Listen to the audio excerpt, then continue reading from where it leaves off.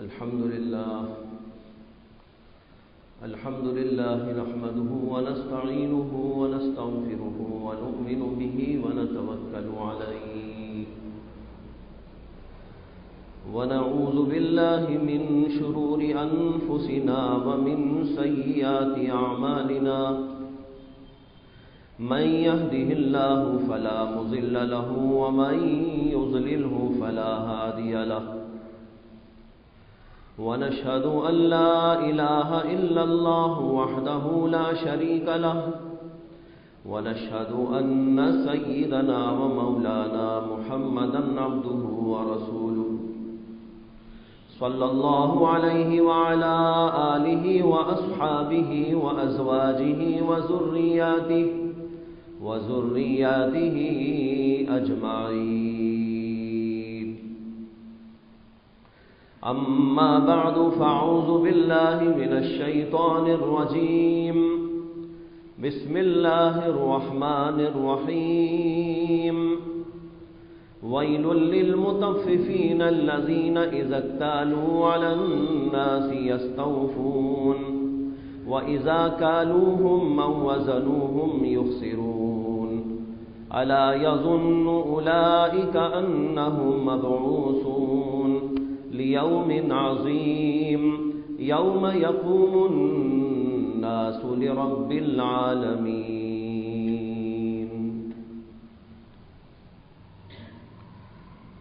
محترم حضرات، بھائیوں، بزرگوں اور دوستوں، قرآن کریم کی آیتیں جو سورہ مطففین کی ابتدائی آیتیں ہیں، ان کا ذکر گزشتہ جمعہ بھی آپ حضرات کے سامنے کیا گیا تھا. میں نے آج دوبارہ انہی آیات کو پڑھا ہے جن آیات میں اللہ تعالیٰ نے دوسروں کا حق مار لینے والے لوگوں کا ذکر کیا ہے اور ان کے لیے وعید سنائی. تخفیف کے معنی آتے ہیں حق مار لینا، حق میں کمی کر دینا. اللہ نے بہت سارے لوگوں کے بہت سارے حقوق ہمارے اوپر رکھے ہیں، ان میں سے کسی کے حق کو دبا لینے اور کسی کے حق کو مار لینے کا نام تخفیف ہے. حتیٰ کہ حضرت سیدنا عبداللہ ابن عباس رضی اللہ تعالی عنہ فرماتے ہیں کہ تخفیف کا تعلق صرف دوسروں کے حقوق سے ہی نہیں ہے، بلکہ جو اللہ کے حقوق ہیں ان میں کمی کرنے کا نام بھی تخفیف ہے. جیسے مثال کے طور پر انہوں نے ذکر کیا کہ نماز میں بھی تخفیف ہوتی ہے، زکوٰۃ میں بھی تخفیف ہوتی ہے، روزے میں بھی تخفیف ہوتی ہے. یعنی اگر کسی شخص نے نماز کو صحیح طور پر ادا نہیں کیا، سجدہ جیسا کرنا چاہیے سجدہ ویسا نہیں کیا، رکوع جس انداز سے کرنا چاہیے رکوع پورا نہیں کیا، تو سیدنا عبداللہ ابن عباس کہتے ہیں یہ بھی تخفیف میں داخل ہے. اور تخفیف کرنے والوں کے لیے قرآن کہتا ہے ویل للمطففین، تخفیف کرنے والوں کے لیے جہنم کی ویل ہے، جہنم کا عذاب ہے. ابن عباس رضی اللہ عنہ کہتے ہیں کہ اگر کسی شخص نے نماز میں کمی کر دی، سجدہ ٹھیک نہیں کیا، قرات ٹھیک طور پر ادا نہیں کی، رکوع اچھے طور پر ادا نہیں کیا، جیسے کہ ایک حدیث میں آتا ہے کہ اللہ کے نبی صلی اللہ علیہ وسلم نے فرمایا بعض لوگ سجدہ ایسا کرتے ہیں جیسے کہ مرغی ٹھونگ مارا کرتی ہے. اور ایک حدیث میں اللہ کے نبی علیہ السلام نے فرمایا کہ نماز میں بھی بعض لوگ چوری کر لیتے ہیں. صحابہ کرام نے عرض کیا کہ یا رسول اللہ یہ کیسی چوری ہے، نماز میں بھی کوئی چوری کرتا ہے؟ ایک آدمی نماز پڑھ رہا ہو، نماز پڑھتے پڑھتے دوسرے آدمی کا مال کیسے لوٹ لے گا؟ اللہ کے نبی صلی اللہ علیہ وسلم نے فرمایا نماز میں چوری کا مطلب یہ ہے کہ نماز کو ٹھیک طور پر ادا نہ کرے، سجدے میں کمی کر دیا تو سجدے کی چوری ہو گئی، اور رکوع میں کمی کر دیا تو رکوع کی چوری ہو گئی. تو معلوم ہوا کسی کا کوئی بھی حق دبا لینا، کسی کا کوئی بھی حق مار لینا، یہ دراصل تخفیف ہے. اور اسی سلسلے میں یہ بھی ہے جس کا یہاں پر اللہ تعالیٰ نے ایک مثال کے طور پر ذکر کیا ہے کہ جو لوگ ناپ تول میں کمی کر دیتے، ناپنے میں کمی کر دیا، تول میں کمی کر دیا، تطفیف ہو گئی۔ ایک آدمی بیپار کرنے کے لیے بیٹھا ہے اور اس کے پاس ایک آدمی خریدنے کے لیے آتا ہے، گیہوں خریدنا چاہتا ہے، چاول خریدنا چاہتا ہے، پیاز خریدنا چاہتا ہے، لہسن خریدنا چاہتا ہے، تیل خریدنا چاہتا ہے اور شکر خریدنا چاہتا ہے، اور کہتا ہے کہ مجھے 5 کلو دے دو۔ یہ 5 کلو کی جگہ اس میں تھوڑی سی کمی کر کے دے دیتا ہے، چاہے وہ تھوڑی سی کمی اگرچہ کچھ گرام ہی کی کمی کیوں نہ کر دے۔ 5 گرام کم کر دیا، 2 گرام کم کر کے دے دیا، 1 گرام کم کر کے دے دیا۔ اللہ کے نبی صلی اللہ علیہ اللہ تبارک و تعالیٰ قرآن میں کہتے ہیں یہی وہ لوگ ہیں جو تطفیف کرنے والے ہیں، ناپ تول میں کمی کرتے ہیں۔ دینے والے کو دینا چاہیے تھا 5 کلو اور یہ 5 کلو میں 2 گرام کم کر کے دے رہا ہے، 1 گرام کم کر کے دے رہا ہے۔ یہ تطفیف ہو گئی اور ایسے لوگوں کے لیے جہنم کا عذاب ہے۔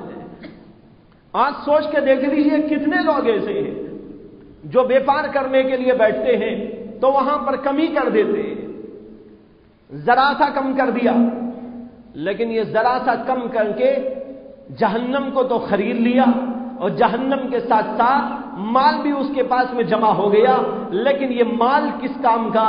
جس مال کے ساتھ جہنم کو خرید رہا ہے۔ جیسے قرآن کریم نے فرمایا ان الذین یأکلون اموال الیتامی ظلما انما یأکلون فی بطونہم نارا، جو لوگ یتیموں کا مال کھا جاتے ہیں وہ دراصل اپنے پیٹوں میں دوزخ کی آگ بھرتے ہیں۔ بظاہر تو مال لوٹ کر بریانی پکا کے کھا رہا ہے، یتیم کا مال ہڑپ کر لیا، بہترین بریانی پکایا، بہترین قورمہ پکایا، بہترین اور چیزیں پکایا اور اس کو کھا رہا ہے، سمجھ رہا ہے کہ بریانی کھا رہا ہوں، لیکن قرآن کہتا ہے کہ بریانی کا ہر ایک لقمہ دراصل دوزخ کا انگارہ ہے جو تیرے پیٹ پہ پڑ رہا۔ لیکن سوچنے کی ضرورت ہے کہ کتنے لوگ ایسے ہیں جو اس حرکت کے اندر مبتلا ہے۔ اس کو قرآن کریم نے کہا وَيْلٌ لِّلْمُطَفِّفِينَ الَّذِينَ إِذَا اكْتَالُوا عَلَى النَّاسِ يَسْتَوْفُونَ، جب لینے کا نمبر آتا ہے تو یہ لوگ پورا پورا وصول کرتے ہیں، لیکن جب کسی کو دینے کا نمبر آتا ہے تول کر یخسرون تو اس میں کمی کر ڈالتے ہیں۔ نہیں، لینے میں جیسا پورا کرتے ہو حساب، دینے میں بھی پورا پورا ہونا چاہیے۔ لو، ناپ کر لو، تول کر لو، پورا پورا لو، اور جب دو کسی کو تو دینے کے اندر بھی ناپ میں اور تول میں پورا پورا ہونا چاہیے، اس کے اندر کوئی کمی نہیں ہونا چاہیے۔ یہ بات تو پہلے بھی ہو گئی، گزشتہ جمعہ بھی میں نے اس کے متعلق عرض کیا تھا اور یہ بھی بتایا تھا کہ حضرت سیدنا شعیب علیہ السلام جس قوم کے اندر نبی بنا کر بھیجے گئے تھے وہ قوم اسی بیماری کے اندر مبتلا تھی کہ ناپ تول میں کمی کر دیتی تھی۔ حضرت سیدنا شعیب علیہ السلام نے ان کو بتایا کہ اس کی وجہ سے تمہارے اوپر خدا کا عذاب آنے والا ہے، چنانچہ سخت ترین عذاب آیا۔ وہ عذاب قرآن کریم کے اندر بتایا یوم الذلہ، اس دن کے عذاب کو اللہ تعالیٰ نے کہا عذاب یوم الذلہ۔ ذلہ کے معنی آتے ہیں سایہ، اللہ کہتے ہیں سائے کے دن کا عذاب آیا، سائے کا عذاب۔ آپ کہیں گے سائے کا عذاب کیا ہے؟ قرآن کے مقامات سے بھی اور اس کی تفسیر کے اندر جو لکھا ہوا ہے اس سے بھی، احادیث کی روشنی میں بھی یہ پتہ چلتا ہے کہ جب شعیب علیہ السلام کی قوم پر عذاب آنے والا تھا تو یہ ہوا کہ پہلے تو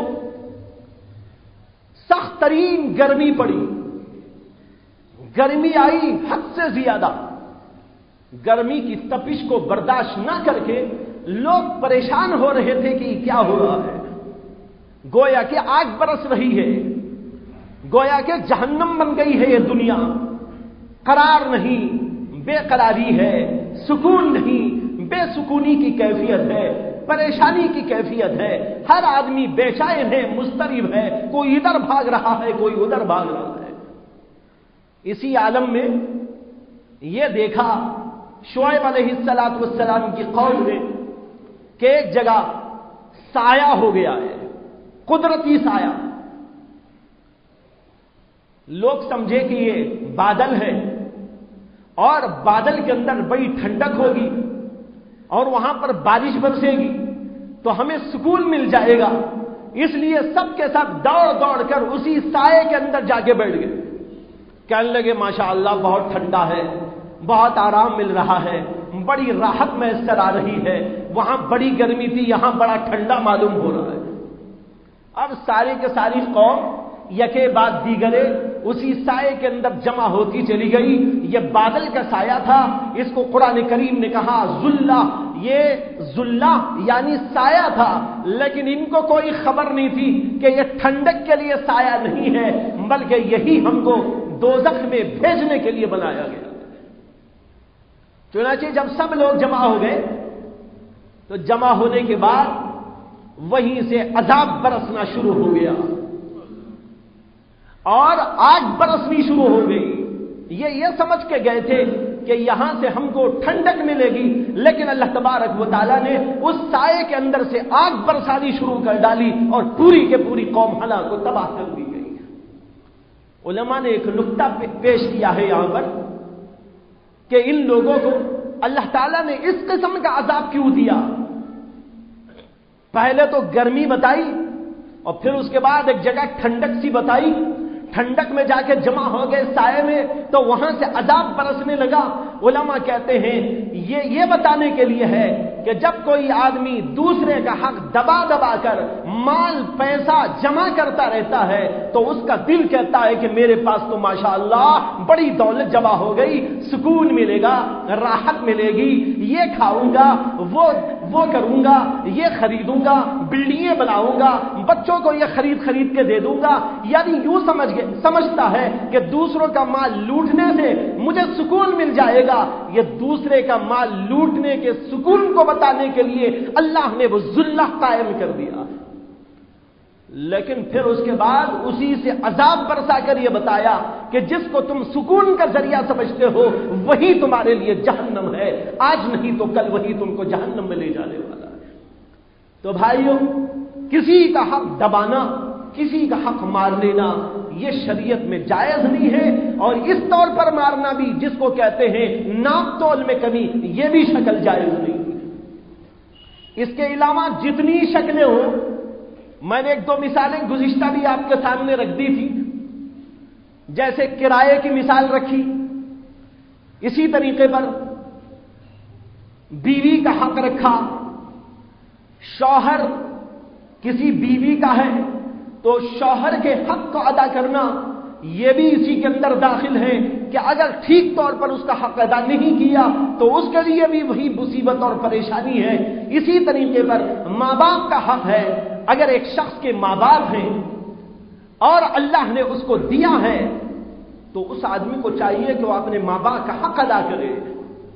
حقوق تو کئی قسم کے ہوتے ہیں، جسمانی حق بھی ہوتا ہے، مالی حق بھی ہوتا ہے، لیکن اس وقت میرا موضوع چونکہ مالیات کا چل رہا ہے اس لیے مال سے متعلق عرض کرتا ہوں کہ اگر کسی کو اللہ نے مال دیا ہے، اس کے ماں باپ زندہ موجود ہیں تو اس کو چاہیے کہ وہ ماں باپ کا مالی حق ادا کرتا رہے، ان کی دیکھ بھال کرے، کھانے میں ہو، پینے میں ہو، رہائش میں ہو، دوا دارو میں ہو، مختلف قسم کی چیزیں، اس کے اندر ان کا حق ادا کرنا یہ بھی انسان کے اوپر ضروری ہوتا ہے. اس حق کے اندر کمی کرتا ہے اللہ تبارک و تعالیٰ اس سے پوچھیں گے، اور اگر جو ہے وہ جواب نہیں دے سکا تو اس کے لیے جہنم کی ویل ہے، جہنم کا عذاب. بہت سارے لوگ ماں باپ کے حقوق میں بڑی کمی کر دیتے ہیں، تخفیف یہاں بھی ہوتی ہے. ماں کا حق ہے ادا نہیں کرتا، باپ کا حق ہے ادا نہیں کرتا، بیوی کا حق ہے ادا نہیں کرتا، بیوی ہے شوہر کا حق ادا نہیں کرتی، بھائی کا حق ادا نہیں کرتا، اور اسی طرح بھائیوں کئی قسم کے لوگ ہیں جن سے ہمارے تعلقات وابستہ ہوتے ہیں. اللہ نے شریعت کے اندر سب کے حق رکھے ہیں، ان میں سے کسی کے حق کو دبانا، کسی کے حق کو مارنا جائز نہیں. سب کیا حق ادا کرو. اگر آپ بیٹے ہیں ماں باپ کے حق ادا کرو، اور اگر آپ بیٹے ہیں، اگر آپ جو ہے باپ ہیں تو تو آپ اپنے بچوں کا حق ادا کرو. بچوں کے حق میں کمی کرنا بھی تطفیف میں داخل ہے. ایسے واقعات میرے سامنے بہت پیش آ رہے ہیں کہ شادی ہو گئی، بچے بھی ہو گئے، لیکن باپ بچوں کا حق ادا نہیں کرتا. یا یہ کہ کماتا ہی نہیں، یا کماتا ہے تو کہیں لے جا کے اڑاتا ہے. نہ اسے اپنی بیوی کی فکر ہے، نہ اپنے بچوں کا کوئی دھیان. وہ اپنا مال پیسہ ادھر ادھر اڑا رہا ہے، اور یہ بچے بھی اور اس کی بیوی بھی پریشانی کے عالم میں گزارا کر رہے ہیں. شریعت نے جب مقرر کیا ہے کہ بیوی کا حق ادا کرنا ہے، بچوں کا حق ادا کرنا ہے، تو اس کے اندر کمی کرنا بھی تطفیف ہے، اور یہ بھی جہنم میں لے جانے والی چیز ہے.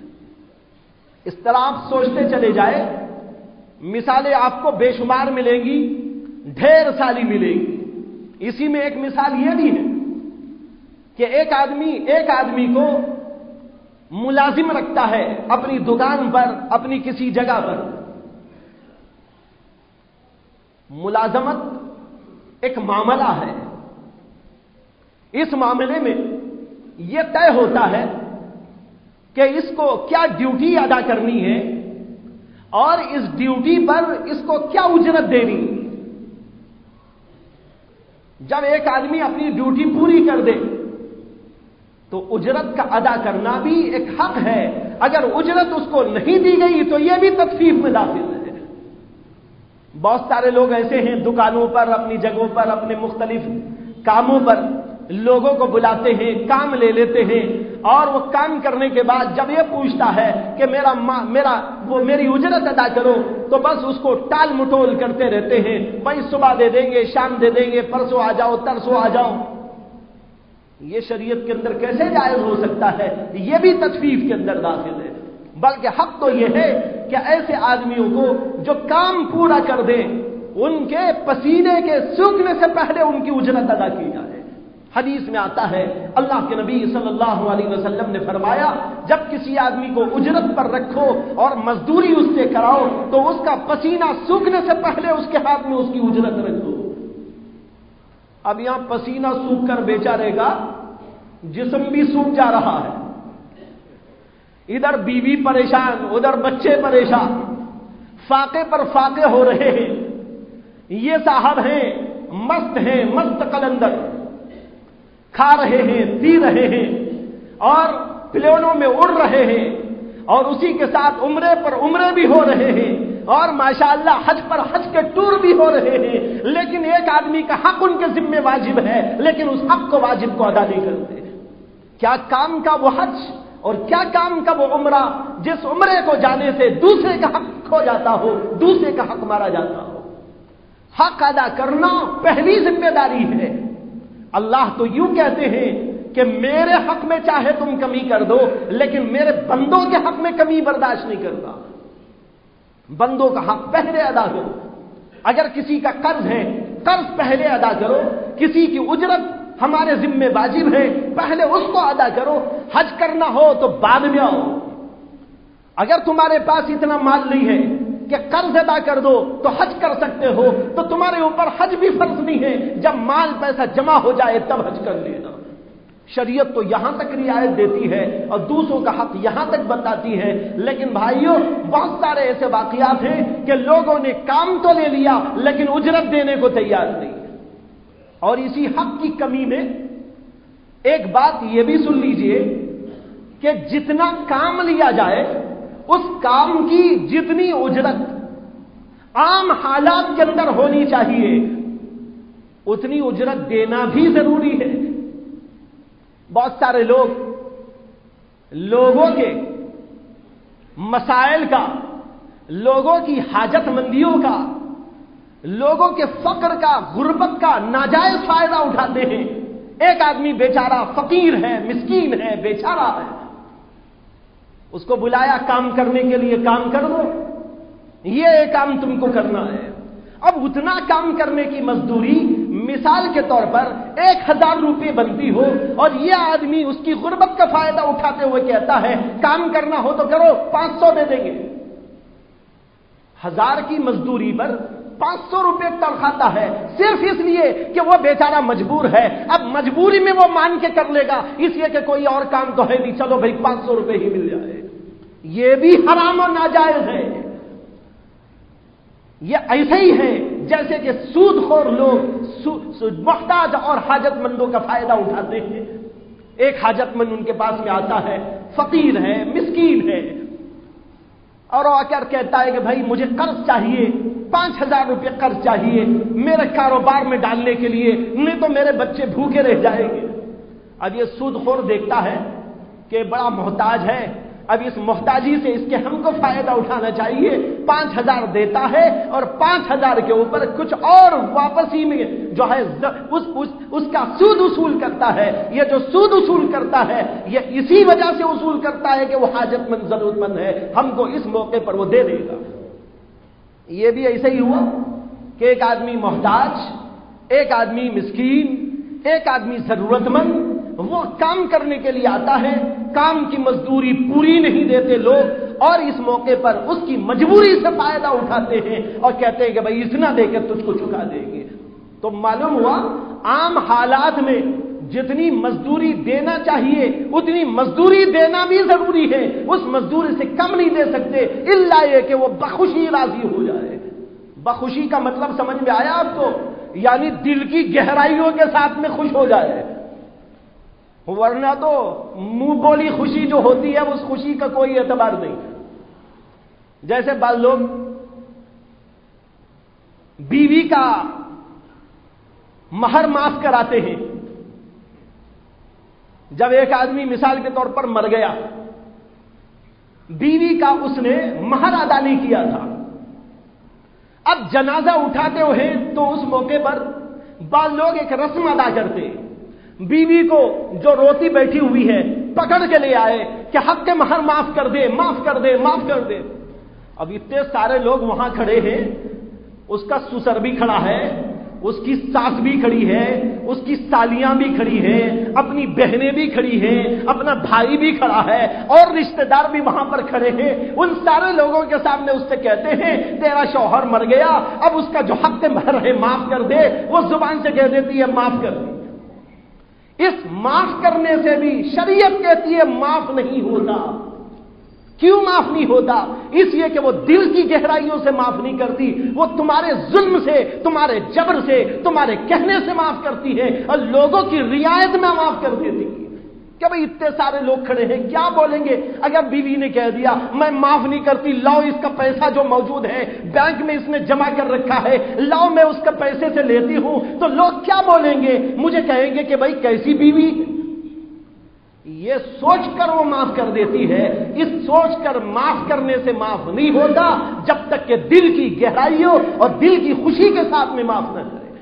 इसी तरह मैंने अर्ज किया कि एक आदमी को उजरत पर रखा, मजदूरी पर रखा, लेकिन मजदूरी में उसकी हाजत और जरूरत का फायदा उठाते हुए, और यूं कहता हूं नाजायज फायदा उठाते हुए उसको थोड़ी सी मजदूरी देकर भगाते हैं, यह भी नाजायज है, इसलिए कि वो दिल की खुशी से तैयार नहीं है, लेकिन मजबूरन मान लिया है कि क्या करूं, अगर कुछ नहीं मिलता तो चले यही सही। यह है नाजायज फायदा उठाना। अब सोचते जाइए कि ऐसी कितनी मिसालें मिलेंगी। मिसाल आई तो एक मिसाल और कह देता हूं, हो सकता बाद लोगों को बुरा लगे, लेकिन बुरा लगे कि अच्छा लगे। हदीस में आता है अल्लाह के नबी सल्लल्लाहु अलैहि वसल्लम ने फरमाया हक बोलो व इन काना मुर्रन, अगरचे कि वो कड़वा ही सही, और फरमाया वल हक़्क़ु मुर्रुन, और हक तो आमतौर पर कड़वा ही लगता है, कड़वा होता नहीं है लेकिन लोगों को कड़वा लगता है। इसी की एक मिसाल यह भी है जो आज मुस्लिम माशरे में बिलखुसूस हिंदुस्तान में और बहुत सारे हिंदुस्तान के मुख्तलिफ शहरों और इलाकों और खित्तों में है, वो ये है कि उलमा की मजदूरी ठीक तौर पर नहीं देते, इमामों की उजरत बराबर नहीं, और पढ़ाने वालों की उजरत ठीक तौर पर नहीं, इतना दे देते हैं कि बस उनका मुंह बंद कर दे। ये भी कभी सोचा उनकी हाजतें हमारी ही हाजतों की तरह हैं, उनके मसाइल हमारे ही मसाइल की तरह हैं, उनके साथ वही सब कुछ लगा हुआ है जो हमारे साथ में लगा हुआ है। बीमारी हो, मुख्तलिफ मसाइल हो, बीवी बच्चे हो, मेहमान का आना जाना हो, और इसी तरीके पर दुनिया के मुख्तलिफ हालात और मसाइल हो। जो मसाइल हमारे साथ में लगे हुए हैं वही मसाइल उलमा के साथ भी लगे हुए हैं। लेकिन आज उम्मत इतनी ज्यादा नाकारा है कि अपने बारे में तो सब कुछ सोचती है, लेकिन हजरात उलमा के बारे में सोचने तैयार नहीं, बिल्कुल तैयार नहीं। वहां इतनी बेवकूफ बन जाती है उम्मत। ये सदर भी, ये सेक्रेटरी भी, ये जिम्मेदारान भी, ये मसाजिद के ऊपर हावी लोग भी और मुख्तलिफ इदारे चलाने वाले भी, ये सब इतने बड़े बेवकूफ बन जाते हैं। अपना पेट तो उनको याद है, अपने मसाइल तो उनको याद है, अपनी फजूलियात भी उनको याद है, अपनी खुराफात भी उनको याद है, अपनी नाजायज चीजें भी उनको याद है, और सब कुछ उनको याद है। लेकिन याद नहीं है तो उनको ये याद नहीं है कि हजरात उलमा जो सारी दुनिया में दीन की खिदमत में लगे हुए हैं, उनके साथ भी वही मसाइल है जो हमारे साथ में लगे हुए हैं। यह इतना बड़ा अलमिया है उम्मत का कि इस उम्मत के अलमिये के नतीजे में हम देख रहे हैं कि बाज उलमा मजबूर होकर आकर तय करने पर आ जाते हैं कि मुझको इतना दो और इतना दो। अगरचे मैं उसका कायल नहीं हूं, मैं इसको अच्छा भी नहीं समझता, मैं ऐसे उलमा को तंबीह भी किया करता हूं, मैं ऐसे उलमा को मशवरा भी दिया करता हूं, ये अपनी जगह पर सही। लेकिन ये बोलना चाहता हूं उम्मत की इस रविश के नतीजे में ऐसे भी हो गया कि उलमा मजबूर हो गए कि हम यूं तय कर करके जाया करें कि हमको इतना दो और इतना दो और इतना दो। यहां तक नौबत क्यों लाई? यह हमारी रविश की वजह से और हमारे इस उलमा से सुलूक की वजह से। मैं एक वाकया आपको बताता हूं, ऐसे वाकयात और भी हुए, लेकिन एक वाकया आपको बताता हूं कि आज से कई साल पहले, हो सकता है कि 10-12 साल पहले की बात हो, आमबूर इलाके से कुछ लोग मेरे पास आए। यहां आमबूरी लोग हो तो भाई मेरे से नाराज ना हो, इसलिए कि हो सकता है आमबुर वाले भी हो, तमिलनाडु के और खित्ते के लोग भी हो, लेकिन बहरहाल जो वाकया हुआ वो अर्ज करता हूं। कुछ लोग मेरे पास आए और उन्होंने कहा कि हमें हमारी फुला मस्जिद के अंदर, मस्जिद का नाम भी बोल सकता हूं लेकिन एहतियातन उसको नहीं बोलता कि आमबुरियों को परेशानी न हो, तो आकर कहने लगे हमारी फुला मस्जिद के अंदर एक इमाम और खतीब, अच्छे आलिम की जरूरत है। खैर मैंने नोट कर लिया, रख लिया। इत्तेफाक की बात कि उसके 3-4 दिन के बाद एक आलिम मेरे पास में आए जो बड़े अच्छे मुक़र्रिर और बेहतरीन किस्म के आलिम दीन। तो मैंने उनसे कहा कि मुझे एक जगह ऐसी मेरे सामने जरूरत मौजूद है कि वहां पर एक अच्छे आलिम हो, खतीब हो, इमाम हो। मेरे ज़हन में आता है कि आपके लिए वो जगह बड़ी मुनासिब होगी, आप चले जाए। ये बाहर इलाके के थे, तो उन्होंने कहा ठीक है मैं इसके लिए राजी हूं। तो मैंने एक खत लिखा उनके वहां के जिम्मेदारों के नाम कि आप लोगों ने मुझसे कहा था कि एक इमाम और खतीब की जरूरत है, ये फुला साहब फुला इलाके के फुला जगह से फारिग आलिम दीन और ऐसे इनकी कुछ तारीफी जुमले लिखकर मैंने कहा ये आपकी मस्जिद के लिए मुनासिब होंगे, इनको आप रख लें। खैर वो यहां से गए, उनके हालात का मुझे इल्म नहीं था, तो यहां से वो बेचारे गए। और फिर उस दिन जिस दिन मैंने उनको भेजा था जुमा का दिन था, और इसीलिए जुमा का दिन तय करके भेजा था कि वहां पर वो जुमा के दिन खुतबा दे सके और लोग उनका खुतबा भी सुन ले। चुनाचे वो वहां पर पहुंचे और फिर उसके बाद रात में इशा के बाद मेरे पास पहुंचे। आए तो उनकी हालत इतनी ज्यादा खराब थी मैं कुछ नहीं बोल सकता, हालत बिल्कुल अजीब व गरीब। गए तो माशाअल्लाह बहुत अच्छे, लेकिन आए हैं तो अजीब हालत। तो मैंने कहा कि मौलाना क्या है हाल आपका? तो वो कहने लगे बात यह है कि आज का पूरा दिन मैं खाना नहीं खाया। کہنے لگے آج کا پورا دن میں نے کھانا نہیں کھایا ہے۔ آپ نے کہا کہ فجر کے بعد ٹرین میں بیٹھ کے چلے جائیں، تو میں یہاں سے گیا اور وہاں پر پہنچا تقریباً 12 بجے کے قریب۔ لوگوں کو میں نے وہ خط آپ کا دیا تو انہوں نے کہا ٹھیک ہے جمعہ کا وقت ہے، جمعہ کا بیان آپ کیجئے۔ تو میں نے جمعہ کا بیان دیا تو ان لوگوں نے مجھے کہا کہ ہم مولانا سے آپ کے بارے میں گفتگو کر لیں گے، آپ چلے جائیے۔ انہوں نے کہا واپس چلے جاؤ، تو میں واپس آ گیا۔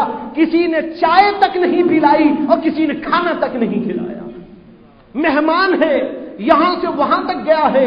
ارے بھائی عالم ہی مہمان نہیں، اگر کوئی تاجر مہمان آپ کا جائے تو کیا آپ اسے چائے نہیں پلاتے؟ کیا اسے کھانا آپ نہیں کھلاتے؟ کیا آپ کا کوئی دوست آئے تو چائے کھانے کا انتظام نہیں کرتے؟ آپ کی ضرورت کے لیے یہاں سے بھیجا گیا، آپ کی فرمائش پر بھیجا گیا، آپ کی دعوت پر بھیجا گیا، آپ کے کہنے پر درخواست کرنے پر بھیجا گیا، اور ایک عالم دین کو یہاں سے بھیجا گیا۔ وہ بیچارے وہاں پہنچے، وہ کہہ رہے تھے میرے پاس بس اتنے پیسے تھے، یہاں سے وہاں تک جا سکتا تھا، وہاں سے یہاں تک آ سکتا تھا، بس اتنے پیسے، یہاں سے اتر کر مجھے یہاں تک آنے آٹو کے بھی پیسے نہیں تھے، چل کے میں آیا ہوں، اور اگر میں کھانا کھا لیتا یہاں پہنچنا میرا مشکل ہو جاتا۔ کسی نے نہ کچھ پوچھا، نہ کھلایا، نہ پلایا، نہ کرایہ دیا، کچھ نہیں، واپس ہم کو کر دیا۔ اور سنیے لطیفہ، میں نے خط لکھا ان کو بھیجا، لیکن آج تک ان جاہلوں کا پتہ نہیں کہ وہ کون ہے، کیا ہے، کدھر ہے۔ آج تک آ کر انہوں نے کچھ مجھ سے کہا نہیں، غالباً 10-12 سال ہو گئے۔ یہ ہے آج امت مسلمہ کا حال، علماء کی یہ قدر، اور وہ علماء جن کی وجہ سے اس وقت دین دنیا میں زندہ ہے، ان کے قرآن پڑھانے کی وجہ سے، حدیث پڑھانے کی وجہ سے، ان کے نماز پڑھانے کی وجہ سے اور دیگر خدمات کی وجہ سے ساری دنیا کے اندر اگر زندہ ہے دین تو اسی جماعت کی وجہ سے تو زندہ ہے۔ اگر بھائیوں قرآن نہ پڑھایا جائے تو آپ ہزار کچھ کر لیجئے، دین زندہ نہیں رہ سکتا۔ حدیث کے بغیر دین زندہ نہیں رہ سکتا، فقہ کی تعلیم کے بغیر دین زندہ نہیں رہ سکتا۔ دنیا کے کچھ بھی آپ کر لیجئے، جب تک علماء کی یہ خدمات دنیا میں زندہ نہیں ہے، دنیا کے اندر دین زندہ نہیں ہو سکتا۔ دنیا میں دین زندہ ہے، قرآن سے زندہ ہے۔ قرآن اگر دنیا میں موجود ہے، انہی علماء کے طفیل میں زندہ ہے۔ یہ ہم روزانہ دیکھ رہے ہیں، لیکن آج امت کا یہ حال ہے۔ یہ بتاؤ کیا یہ تطفیف نہیں ہے تو اور کیا ہے؟ تطفیف نہیں ہے؟ بیوی کا حق ادا نہ کرے تطفیف، شوہر کا ادا نہ کرے تطفیف، ایک جاہل آدمی ہو اس کی مزدوری نہ دے، یہ قرآن کہتا ہے تطفیف، اور آپ علماء کا حق علماء کی خدمت لے کر نہ دے تو یہ کیا تطفیف نہیں ہے؟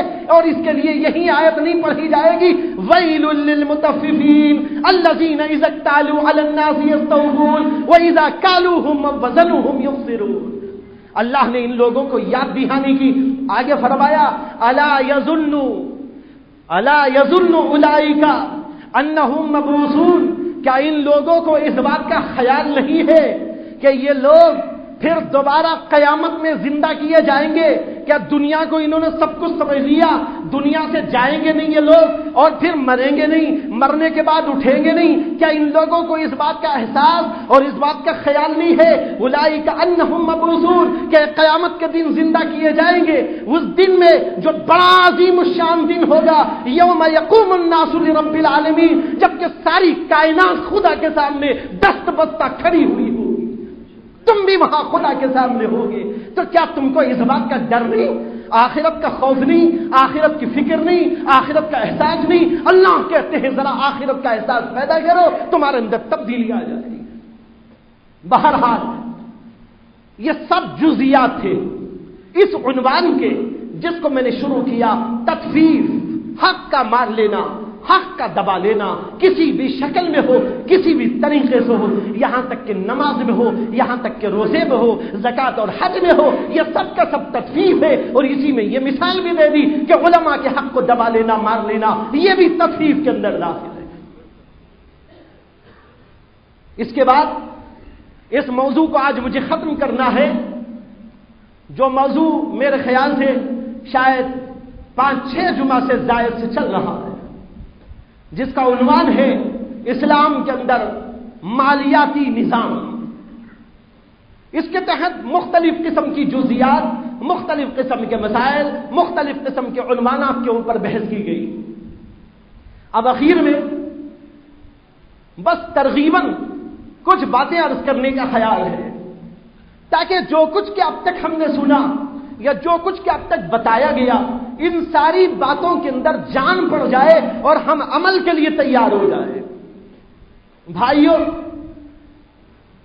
کسی بھی قسم کا کوئی مسئلہ ہو مالیات سے متعلق جس کا ذکر ہوا،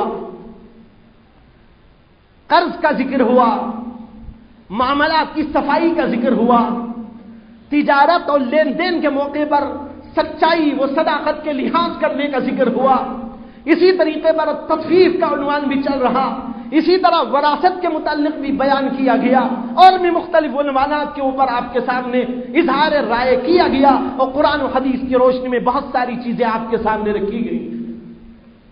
ایک آدمی جب اللہ سے ڈر کر ان چیزوں پر چلنے کی کوشش کرے گا اور اس بات کا اپنے دل کے اندر احساس پیدا کر لے گا کہ مجھے مرنا ہے، اللہ کے سامنے جواب دہی کرنا ہے، ایک ایک پائی کا حساب لیا جائے گا، ایک ایک چیز کو مجھ سے پوچھا جائے گا اور مجھے جواب دہی کرنی پڑے گی، تو جب آدمی اس بات کا احساس پیدا کر لے گا تو اس کے اندر انشاءاللہ ضرور تبدیلی آئے گی، اور ان ساری ہی چیزوں کو ادا کرنے کی اس کے اندر سکت و طاقت و ہمت پیدا ہو جائے گی۔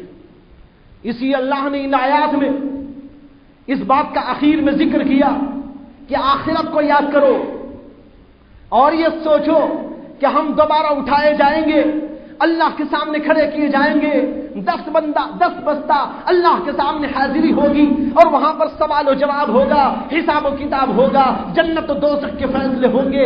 یہ ساری باتیں وہ حق کا پیغام ہے جو محمد رسول اللہ صلی اللہ علیہ وسلم کی شریعت میں ہم کو بتائی گئی۔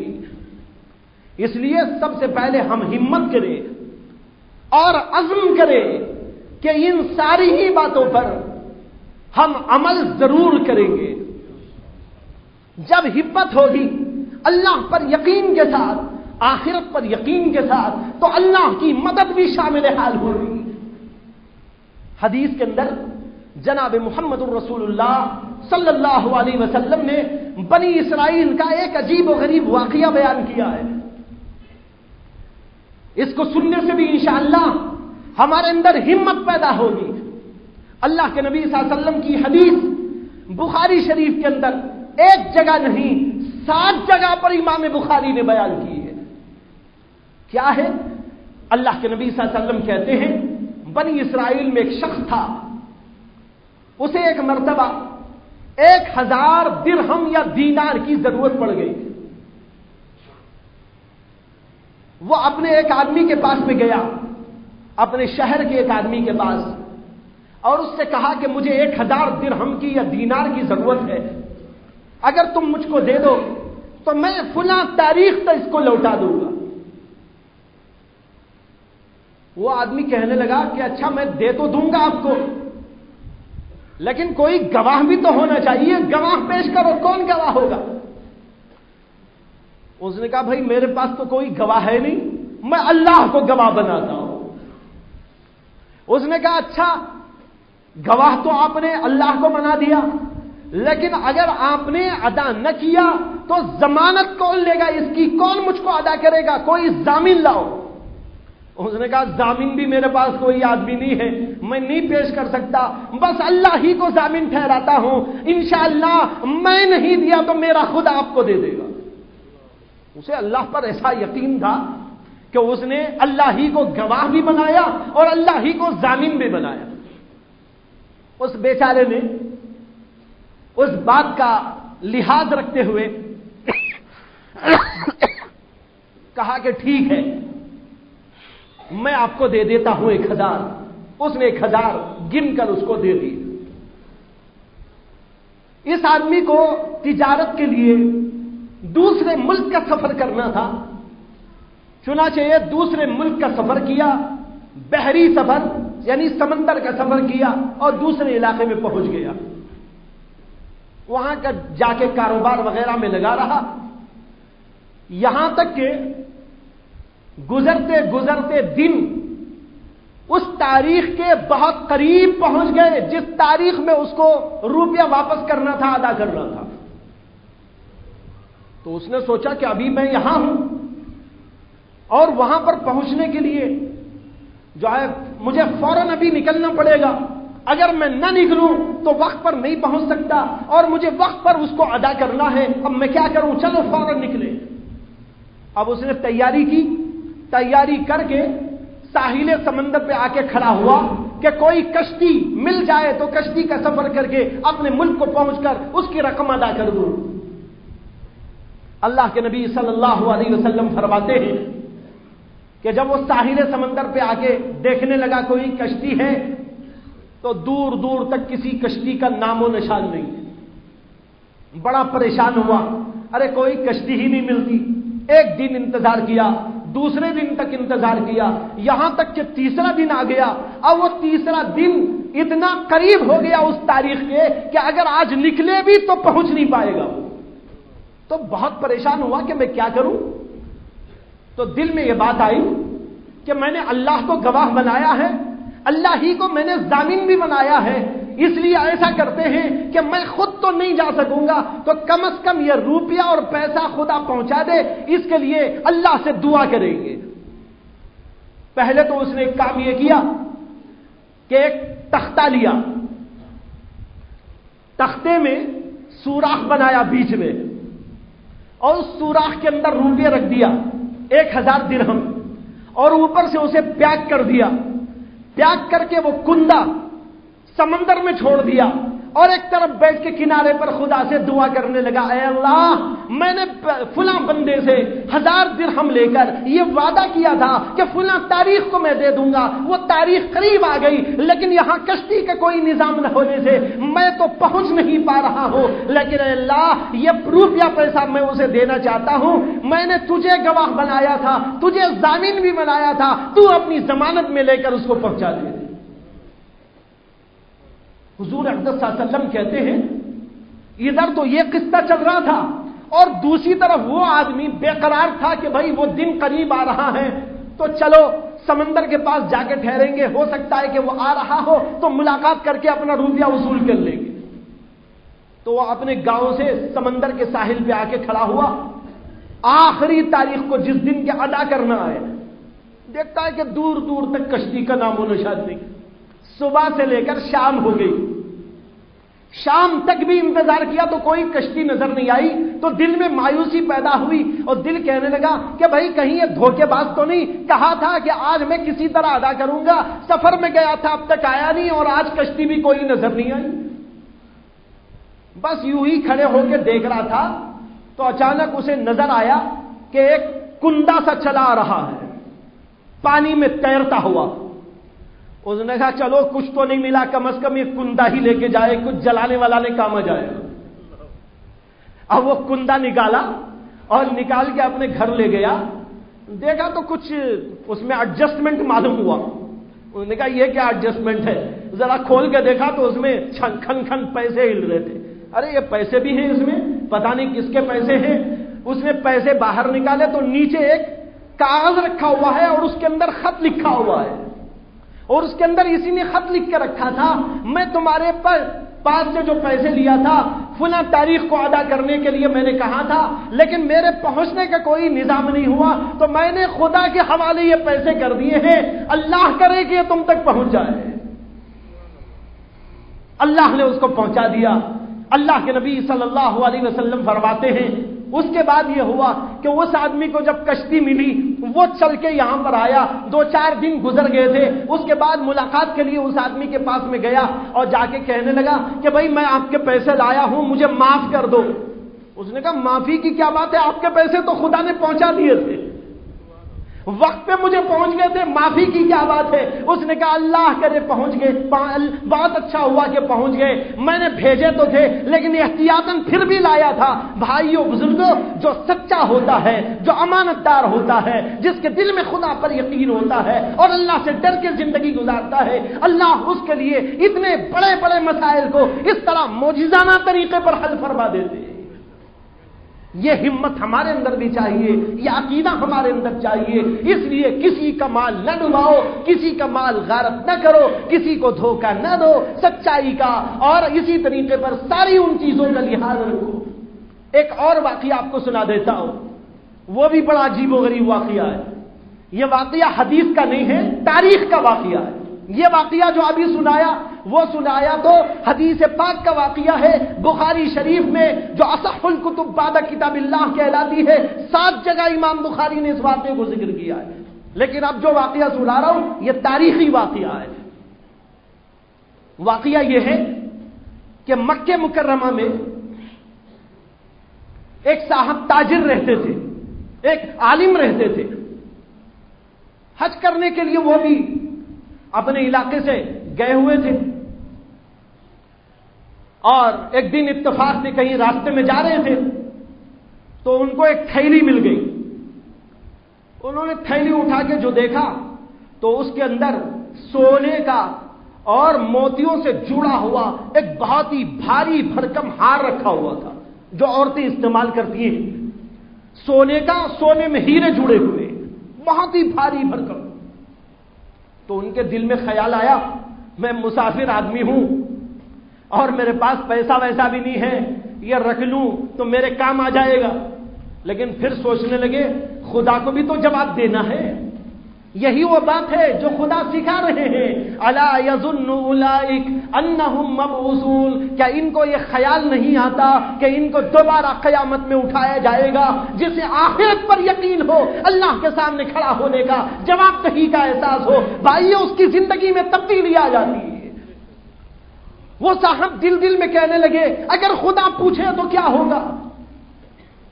کہنے لگے نہیں، اس کو اٹھا کے رکھنا چاہیے، تلاش کرنا چاہیے، کوئی آدمی اس کا مالک ملے تو دے دینا چاہیے۔ چنانچہ اپنے کمرے سے باہر آ کے کھڑے ہو گئے، دیکھا تو اتفاق سے ایک صاحب ادھر ادھر تلاش کرتے ہوئے لوگوں کو پوچھتے پاچھتے آ رہے، بھائی میری ایک تھیلی ملی کیا؟ بھائی میری ایک تھیلی ملی کیا؟ انہوں نے کہا بھائی کیسی تھیلی؟ کہا کہ ایسے رنگ کی تھیلی، ایسے ڈیزائن کی تھیلی۔ کہا کہ دیکھو یہی ہے کیا؟ اس نے کہا ہاں بالکل یہی ہے صاحب، اور میں تلاش میں تھا، جستجو میں تھا، تلاش کرتے کرتے آیا، اللہ کو جزائے خیر دے، آپ کی وجہ سے جو ہے یہ چیز مجھ کو میسر آ گئی۔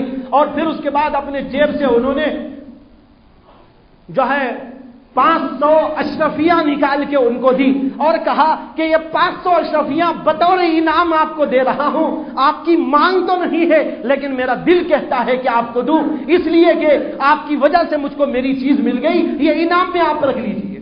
انہوں نے کہا نہیں، انعام میں نہیں لیتا، یہ میری ذمہ داری تھی کہ آپ تک پہنچاؤ، خدا نے آپ کو بھیجا، میں نے پہنچا دیا، اس پر انعام لینا میرے لیے جائز نہیں۔ خیر وہ آدمی چلا گیا۔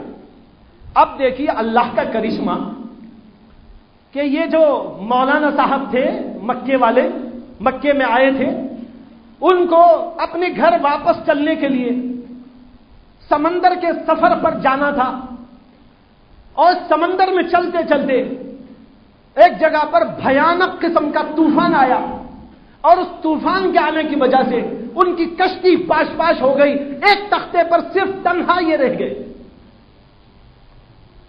اور اسی جگہ پر جہاں یہ واقعہ پیش آیا تھا قریب میں کوئی شہر تھا، تو انہوں نے کسی طرح اس کو ساحل سمندر پہ لے جا کے ٹھکایا، اور لوگوں کو پتہ چل گیا تھا کہ کشتی کا حادثہ ہوا ہے، تو بہت سارے لوگ ادھر کے ادھر کے شہر کے جمع تھے۔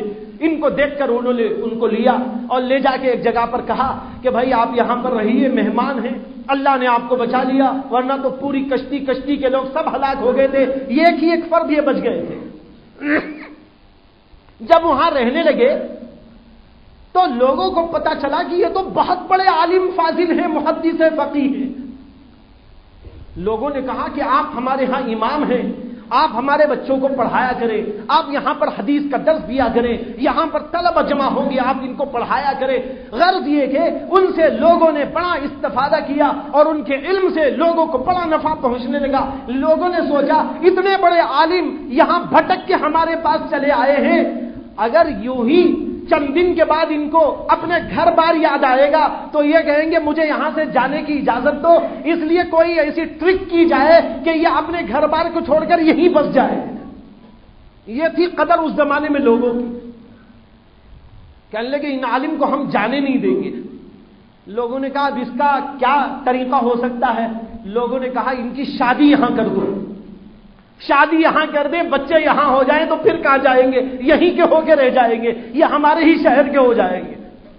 ان سے کہا کہ آپ کی شادی ہم یہاں کرنا چاہتے ہیں، وہ راضی ہو گئے۔ اب تلاش شروع کی تو ایک جگہ کے بارے میں معلوم ہوا کہ ایک لڑکی ہے، بڑی حسین ہے، خوبصورت ہے، اور اس کا باپ تاجر تھا، اس کا انتقال ہو چکا ہے۔ اس لڑکی کی بھی شادی کے لیے رشتہ تلاش کیا جا رہا ہے۔ لوگوں نے ان کے گھر میں جا کر یہ پیغام دیا تو وہ لوگ بھی تیار ہو گئے کہ ٹھیک ہے، ایک عالم کا رشتہ ہم کو منظور۔ خیر شادی ہو گئی۔ شادی ہونے کے بعد رات میں بیوی کے پاس جب گئے تو اس کے گلے میں دیکھتے ہیں وہی ہار ہے جو مکے میں ملا تھا اور کسی کو انہوں نے دیا تھا کہ بھئی آپ کا ہے۔ تو ان کو بڑی تعجب ہوا کہ یہ ہار یہاں کیسے پہنچ گیا؟ مکے میں ملا تھا، مکے میں ایک آدمی لے گیا تھا، میں بھٹک کے یہاں آیا تو ہار بھی بھٹک کے کیسے آ گیا؟ تو اس سے پوچھا کہ یہ ہار تمہارے پاس جو آیا یہ کس کا ہے؟ کہا یہ میرا ہے۔ کہا کہ اس ہار کے بارے میں کوئی واقعہ پیش آیا تھا؟ کہاں ایک واقعہ پیش آیا تھا، ہم لوگ ابھی چند مہینے پہلے مکہ گئے تھے، ہمارے ابا جی بھی موجود تھے، اور جو ہے وہاں پر یہ ہار میرا گم ہو گیا تھا، اور پھر ایک آدمی کو ملا تھا، بڑا نیک کردار کوئی آدمی تھا، اس نے ہمارے والد کو دیا، ہمارے والد نے اسے پیسے دینے چاہے تو اس نے کہا یہ بھی میرے لیے جائز نہیں ہے۔ ہمارے والد کہا کرتے تھے اگر ویسا آدمی کوئی مل جائے تو میری بچی کی شادی اس سے کر دوں گا۔ لڑکی نے سنایا، یہ عالم صاحب کہنے لگے وہ آدمی میں ہی تھا، تمہارے باپ کی دعا ٹھیک ہو گئی، اللہ کو منظور ہوئی، تو دیکھو ہار بھی مجھ کو مل گیا، تم ہار والی بھی مجھ کو مل گئی۔ بھائیو بزرگوں، یہ ہے امانت داری، یہ ہے اللہ سے ڈر، یہ ہے اللہ کا خوف۔ جب آدمی اس طریقے پر اللہ کے لیے کچھ کام کرتا ہے اور نفسانیت کو چھوڑتا ہے، لوگوں کے حقوق کو برابر ادا کرنے کی فکر کرتا ہے، اللہ تعالیٰ غیب سے یوں انتظامات فرماتے ہیں۔ اللہ تبارک و تعالیٰ مجھے بھی